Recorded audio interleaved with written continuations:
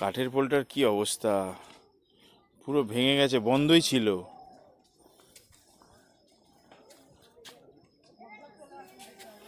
হ্যাঁ হ্যাঁ হ্যাঁ, এখানে দাঁড়ানো রিস্কি হবে।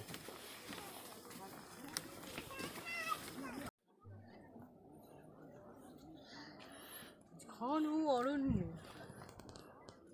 শুধু গাছ আর দূর গাছ, দূর দূর গাছ আর গাছ। এইসব জায়গায় না আগে কাঁকড়া ছিল, এখনো শুকিয়ে গেছে। বর্ষাকালে আসলে দেখতে পাতে। এটা হচ্ছে সেই ফেমাস জায়গা যেটা হেনরি আইল্যান্ডে ঢোকার মুখে দুটো সব গাছগুলো একত্রিত হয়ে কি সুন্দর একটা ঝোপ মানে ছাওয়া সৃষ্টি করে, টানেল টাইপের। হ্যাঁ, এই জায়গাটাতে সবাই ফটো তোলে, ভিডিও দেয়, আশা করি দেখেছো সকলেই।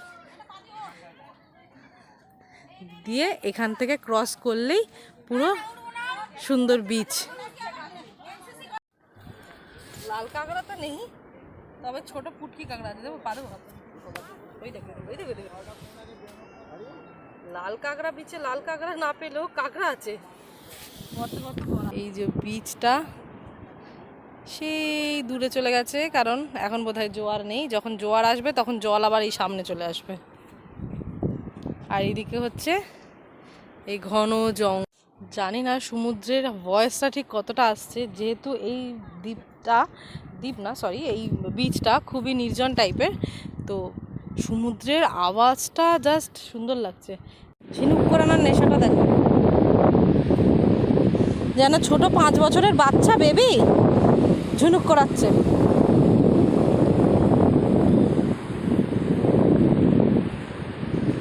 কি বাচ্চাদের মতো ঝিনুক কুড়িয়ে যাচ্ছে।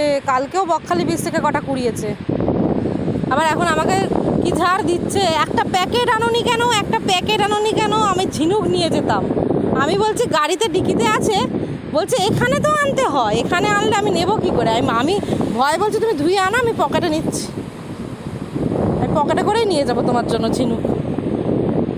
দেখো অবস্থাটা, জলে ধুচ্ছে, ধুয়ে ধুয়ে নিয়ে আসছে, বালিগুলো যাতে না লেগে থাকে।